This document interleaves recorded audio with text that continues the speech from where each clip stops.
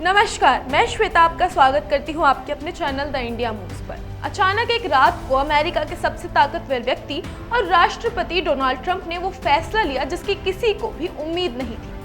75 देशों पर लगने वाले टैरिफ यानी आयात शुल्क को 90 दिनों के लिए रोक दिया गया है। कुछ ही दिन पहले तक ट्रंप कहते फिर रहे थे कि मेरी नीतियां कभी नहीं बदलेंगी, लेकिन अब उन्होंने ऐसा यू टर्न लिया कि दुनिया भर के राजनीतिक और आर्थिक विशेषज्ञ चौंक गए हैं।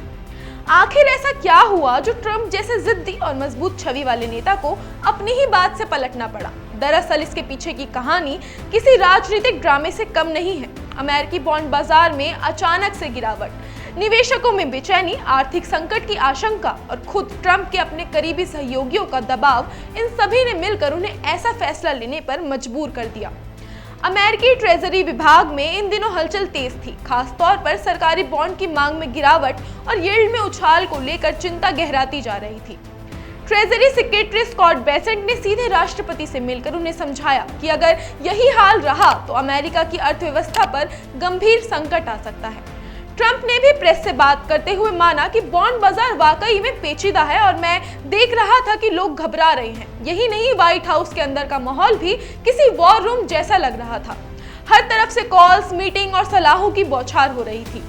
ट्रंप के चीफ ऑफ स्टाफ सुशी वाइल्स, उपराष्ट्रपति जेडी वेंस और ट्रेजरी सेक्रेटरी लगातार व्यापार संगठनों और उद्योगपतियों के फोन उठा रहे थे, जो टैरिफ नीति के नुकसान के बारे में चेतावनी दे रहे थे। यहाँ तक कि ट्रंप के करीबी रिपब्लिकन नेता और उनके व्यापारिक मित्र भी उन्हें मनाने में लगे थे कि वो टैरिफ पर पुनः विचार करें। इस बीच ट्रंप के व्यापार प्रतिनिधि जेमिसन ग्रियर जब कांग्रेस में टैरिफ के फायदे गिना रहे थे, उसी वक्त ट्रंप ने सोशल मीडिया पर 90 दिन के रोक की घोषणा कर दी। इससे साफ हो गया कि ये फैसला इतनी अचानक से लिया गया कि खुद ग्रियर को भी इसकी भनक नहीं थी। हालांकि ट्रेजरी सेक्रेटरी स्कॉट बेसेंट ने बाद में दावा किया कि ये सब राष्ट्रपति की रणनीति का हिस्सा था और ये फैसला बातचीत की मेज पर दूसरे देशों को लाने के लिए उठाया गया एक कदम था, न कि किसी हार की निशानी थी। ट्रंप ने ये भी कहा कि आपको लचीला होना पड़ता है क्योंकि वित्तीय बाजार बहुत तेजी से बदलते हैं। उन्होंने ये भी इशारा किया कि कुछ अमेरिकी कंपनियों को टैरिफ से छूट देने पर भी विचार किया जा सकता है और वे ये फैसला अपने इंस्टिंक्ट यानी सहज अनुभूति से करेंगे।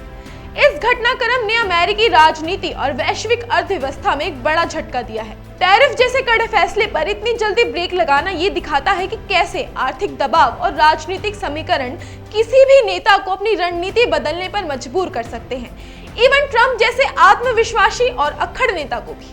अब सवाल ये है कि क्या ये 90 दिन की रोक असली रणनीति का हिस्सा है या फिर ये केवल संकट को टालने की कोशिश है? क्या ट्रंप अपनी नीति फिर से लागू करेंगे या दबाव में आकर स्थायी बदलाव करेंगे? आने वाले हफ्ते निश्चित ही अमेरिका और पूरी दुनिया के लिए आर्थिक और राजनीतिक रूप से काफी अहम रहने वाले हैं। आपकी क्या राय है, हमें कमेंट्स में जरूर बताएं और ऐसे ही देश दुनिया की ताजा अपडेट्स के लिए देखते रहें आपका अपना चैनल द इंडिया मूव्स।